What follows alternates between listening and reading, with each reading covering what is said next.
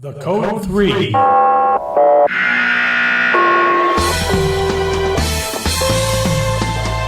live podcast sponsored by the Marin Fire History Group. All about the history of the fire service in Marin County, California.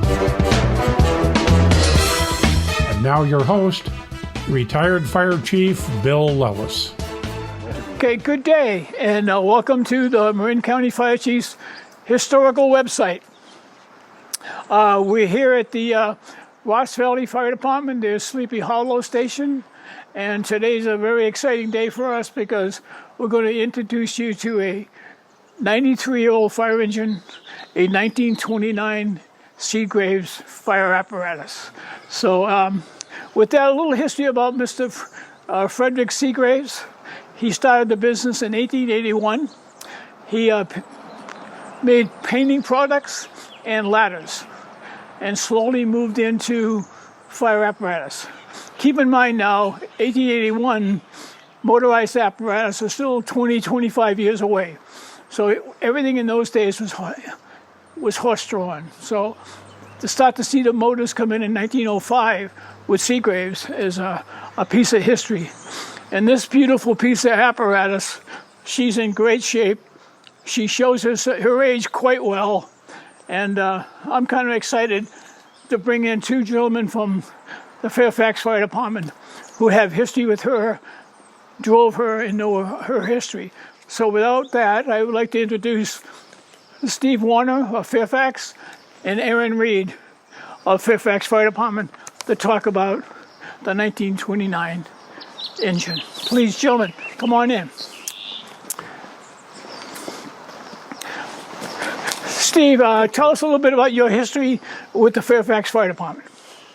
I was hired in 1966, $505 a month, and this was our second out engine.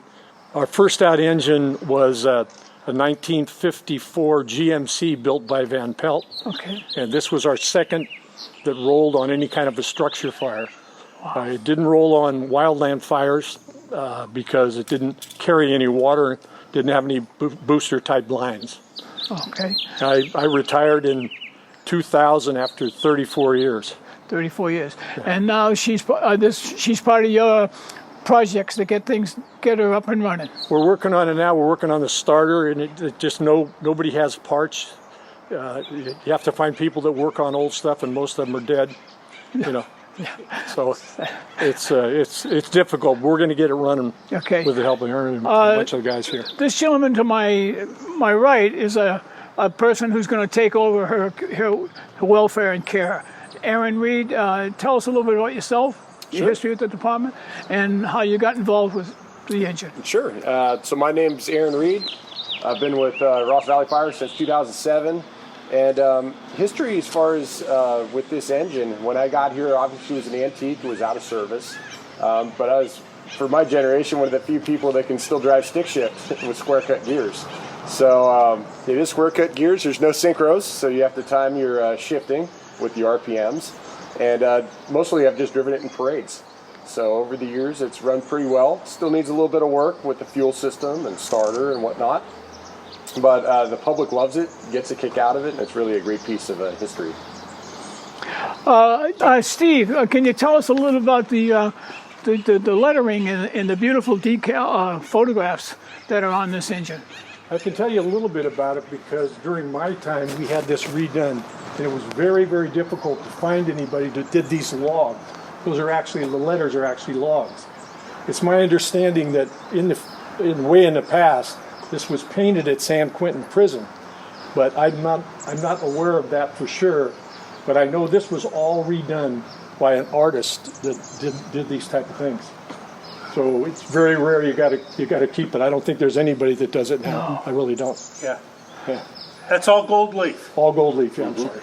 Yeah. Any history to the image, the mountain? I assume that's Mount Tamalpais. It's Mount Tam. Looking up the mountain, and I'm thinking it's probably supposed to be from Fairfax. I don't know that.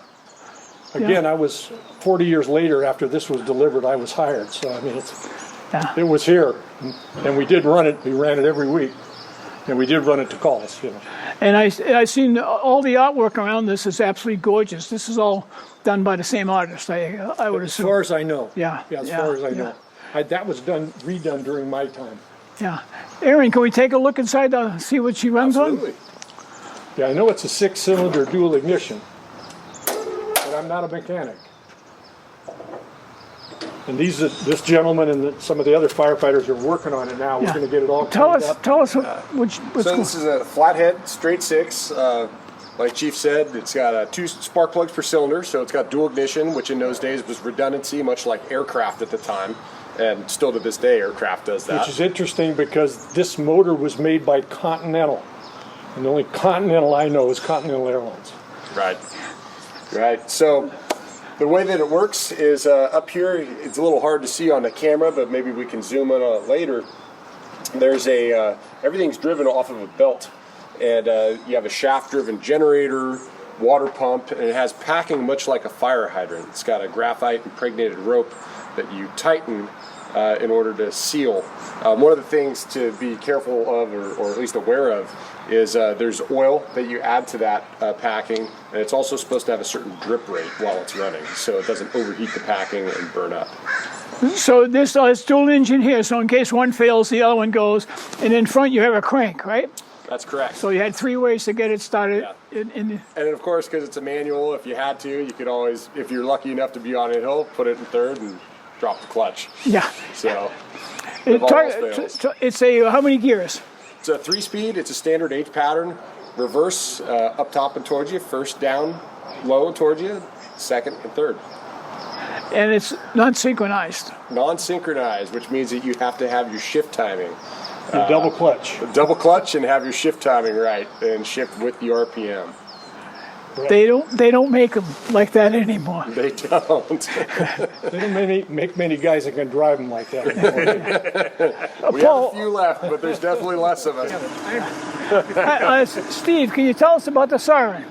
I can tell you very little. It's a cam starter. It's a real siren. Before we went to all the electronics, and there were no air horns. And it's a wind-up, the old wind-up type of siren. You'll hear it. Yeah. Yeah, it's pretty cool. That's all I can tell you. I'm sure. Yeah.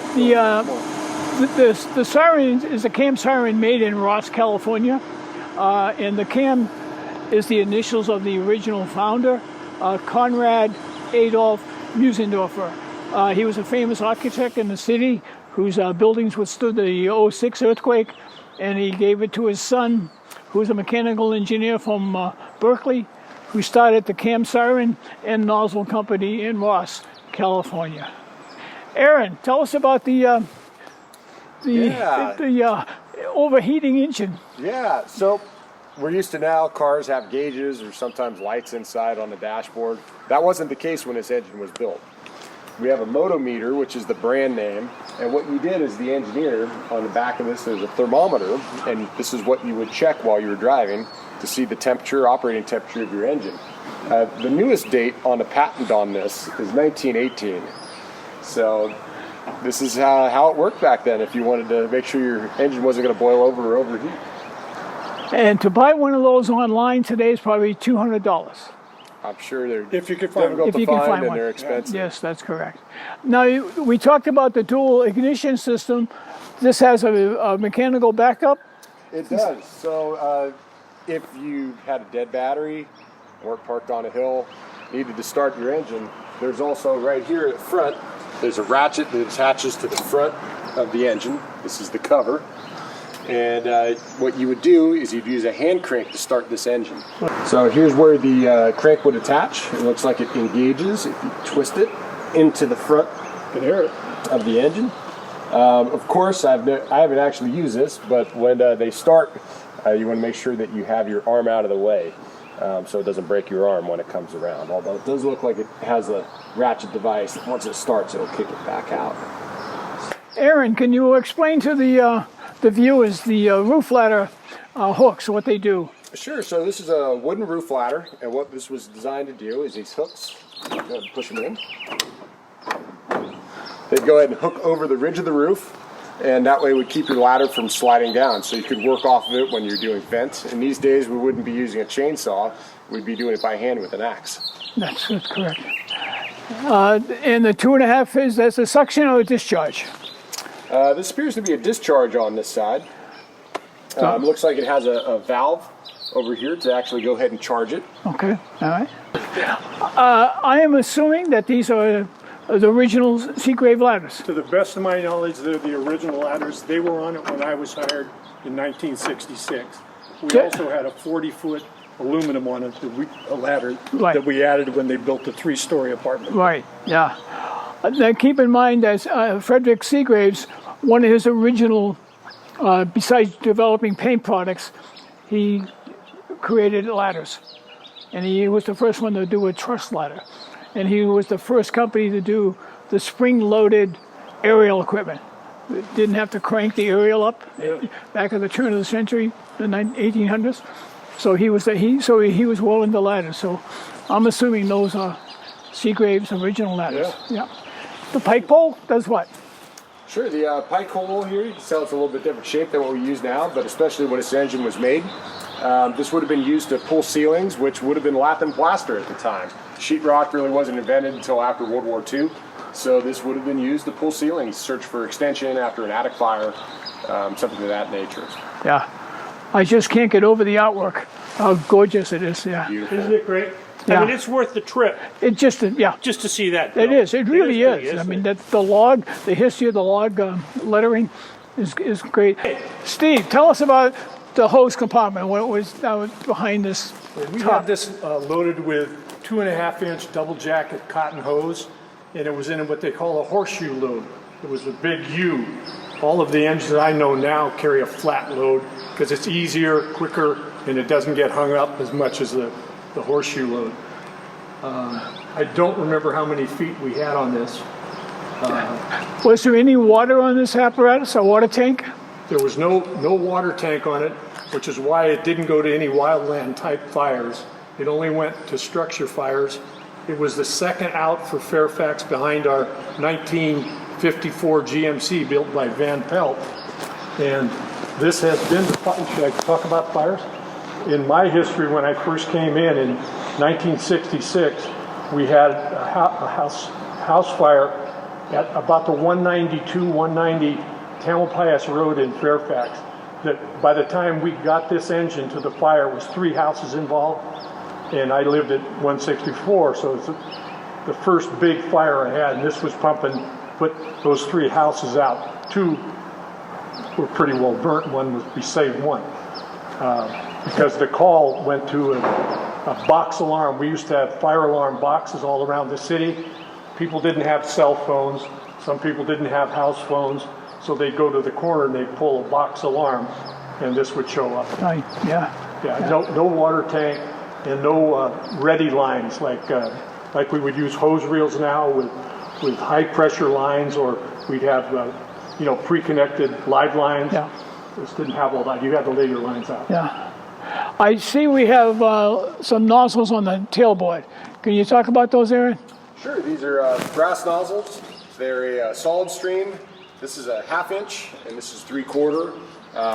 This is what they had at the time. They didn't use combination nozzles, and interestingly enough, in the fire service, we're going back to straight stream for wildland mostly in our department. Yeah. And those would pump about 200 gallons a minute at 50 pounds of pressure. Around that. And if you were a nozzleman, you would fatigue quite quickly trying to fight a fire on that. No fog nozzles. Have to bounce the stream off the ceiling to get water, break it up. So, but those are original Seagrave nozzles, I'm correct, I think, yeah? They are. And they also are stamped with FFD for Fairfax Fire Department. And tell us about the fitting in the back. So this fitting here, this would be how you would get water into your pump. Like Chief said, there's no tank on this, so if you went to a fire, you had to be near a hydrant, which meant that you'd have to lay a supply line in order to get water to your pump. Right. And since Steve was saying there's only like 600 feet of hose, the hydrant, you could run out from the hydrant to the fire, you could run out of hose before you got to the fire. That's correct. So firefighting back in the 50s and 60s was quite different than what it is today for the firefighters. So from a history point, the new generation, from an old generation, they should know some of the history that we all went through, Steve and I. And far less standardized. Yeah. You know, everything is much more standard within building Yeah. codes Yeah. now. Well, what would bother the new firemen is we didn't have portable radios. None. The fire chief carried a bullhorn on the fire, and he stood out in front like the chief normally does now, and he used a bullhorn. This engine was one of the three. We had two engines and what we called a squad that has a radio in it. Our second out for wildland fires didn't have a radio in the fire truck. That was the 34 Ford. So you had to go in service in the fire station and then go across the bridge to get in the truck and go. Yeah, they had to trust you when you got there because you couldn't tell them anything. And hope the bridge wasn't underwater. Now over to the heart and soul of an engine, the pump panel. This is where the engineer, and in this old rig, after they explain it to you, you're going to understand the modern apparatus is so nice compared to these beautiful old rigs, but the safety devices built in now are incredible. But explain the pump panel and the levers for changing gears and stuff. Aaron, and then we'll get into Steve and talk about what this thing was like with hard suction. Sure. So standing right behind me here is hard suction. Like we said earlier, this engine didn't have a water tank on it, so we really had either the supply of a hydrant or you were able to draft. What hard suction's for is maybe like a swimming pool or a stream. We have a total of 20 feet of hard suction here, along with a strainer. You want to make sure that you have 2 feet of clearance or 24 inches of clearance around the strainer, so you don't suck any debris in or any air in, which will lose the prime on your pump. So that would have been another way to get water into the pump to fight a fire. Just look at the controls on the pump. I've never actually pumped this, but this would take the pump transmission and take the power from the engine. Instead of routing it to the rear wheels, it would route it directly to the pump. Lift that up here, and so the clutch will go down. So it's actually like putting the clutch in when you do that. And then you drop it back in, and it runs the pump. As you can see, cycle it several times. So this pumped, what did it pump, Steve? 750 gallons a And minute. how do we know that? That's the way it's rated by the 3 discharges, and when we bought it in 1929, I'm sure that they told them. Yeah. So we got the 2 on this side, and I assume the lever on the top is for The opposite side. the Single one opposite on the side. opposite Yeah. side. And the valves underneath are what? We have drains here, which will go ahead and drain the discharges, and then these are also the levers to charge the discharges. Yeah. So the way I'm looking at this, the engineer, in today's modern apparatus, every discharge has its own gauge. So in this case, the engineer had to be aware of if all 3 lines were working, each one requiring a different nozzle pressure, is all controlled by the levers, Correct. opening, closing, and working. And as Steve says, when the firemen came off the ground, you lowered the pressure, much and he pressure. came back Now you down. have enough. It's the rule of levitation. How the operator, the engineer, as they are called, would put this thing in pump and begin to get water to the fire. It's a very intricate sequence of events that can be easily mistaken. So Aaron's going to show you how the proper method should have been to get water and pump it properly. Okay, Aaron? So you pull up the scene on a call, apply the parking brake, which is this long lever here. Go ahead and put your engine in neutral. Jump out of the cab. Come over to here, there's 3 positions. There's road, out, and pump. So the next part we can do is go ahead and put it out. Jump back in the cab. Put the transmission in high gear or 3rd gear. Jump back out. And watch the clutch pedal when I go ahead and move this. We're going to go from out to pump and slowly engage the clutch to not kill the motor while we start the pump. Okay, very good. That's cool. That's very good. Steve, let's talk about the history of when this apparatus came from Seagraves, where it was placed in service, and a kind of little history of the fire stations that have come and gone in Fairfax.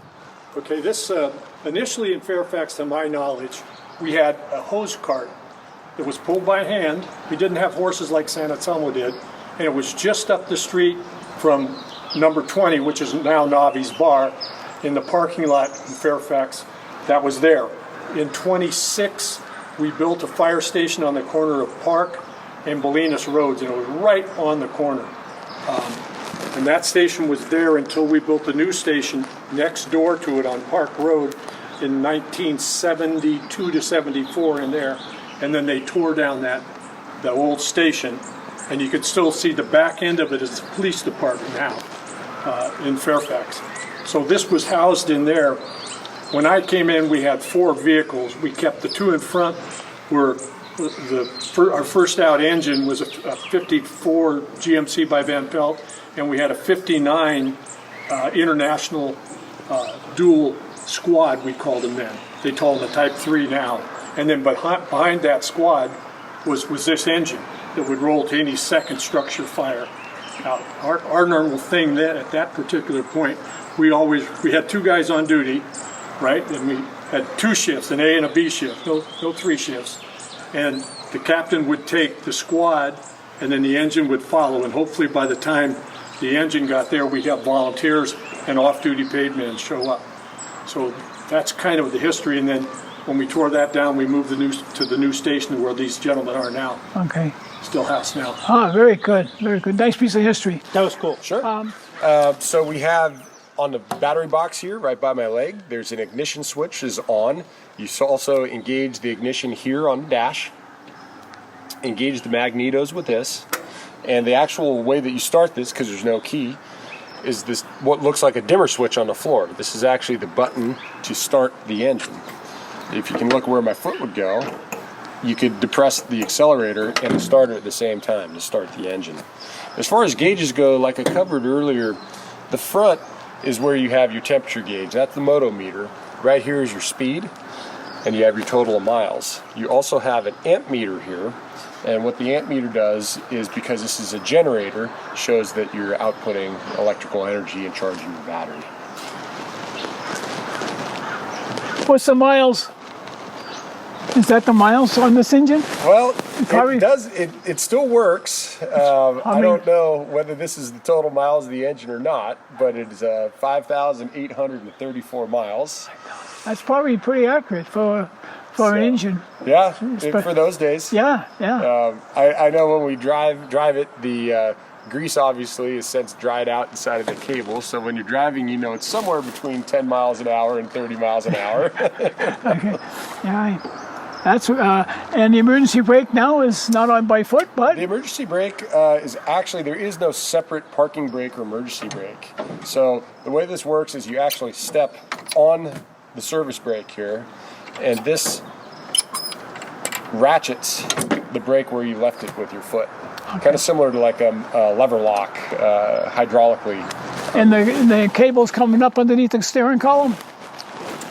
These are no longer connected, but this looks like it may have been a way to adjust potentially spark advance. But none of these are no longer operational or connected. You think that might have been an automatic choke where you could just Manual choke. Maybe a manual choke from here. Yeah. Quite pretty innovative for 1929. Yeah. You think about it. I look at these lamps and how they're still good to this day. You could have one of these on an engine like that.